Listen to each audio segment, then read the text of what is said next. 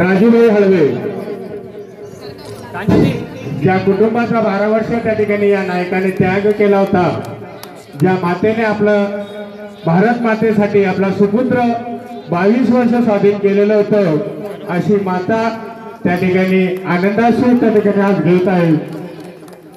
त्यानंतर त्यांचे बंधू राजूभाई हळवे, त्यानंतर सौ करून जात होता ती कृतज्ञता त्या ठिकाणी तो आज व्यक्त करीत आहे।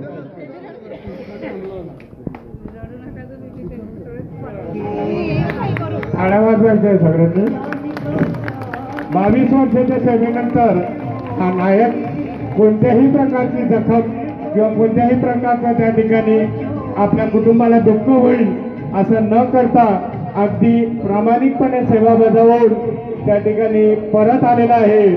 त्याचा जम्मू काश्मीरचा एक प्रसंग ज्यावेळेला तो सांगतो की भाऊ आम्ही त्या ठिकाणी एका कॅम्पला होतो, समोर गाडीमध्ये मागे आम्ही बसलेलो, ड्रायव्हरला गोळी लागली आणि आम्ही नशिबाने आपल्या आशीर्वादाने त्या ठिकाणी राहिलो। ती कृतज्ञता तो प्रसंग त्या ठिकाणी ज्यावेळेला तो सांगतो त्यावेळेला खरोखर तोंडामध्ये अश्रू येतात। अशा या नायकाला आपला भावी आयुष्य परमेश्वर सुखी समाधानी आणि आरोग्य संपन्न देऊ अशी मी विनंती करतो। धन्यवाद धन्यवाद।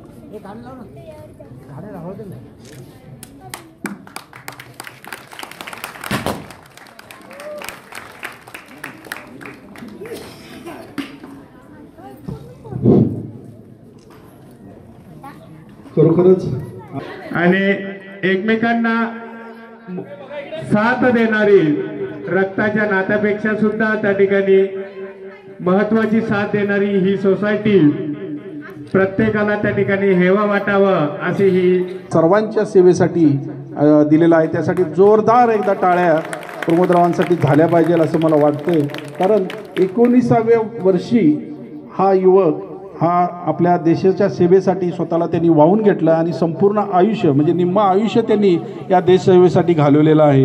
आणि खरोखरच आज तुम्ही आम्ही भाग्यवान आहोत की या जवानाचा आपल्याला मेजरच्या औक्षणासाठी आलेला आहे। साईवंदन सोसायटी त्या ठिकाणी एका नायकाचं औक्षण त्या ठिकाणी करत आहे आणि आशीर्वाद त्या ठिकाणी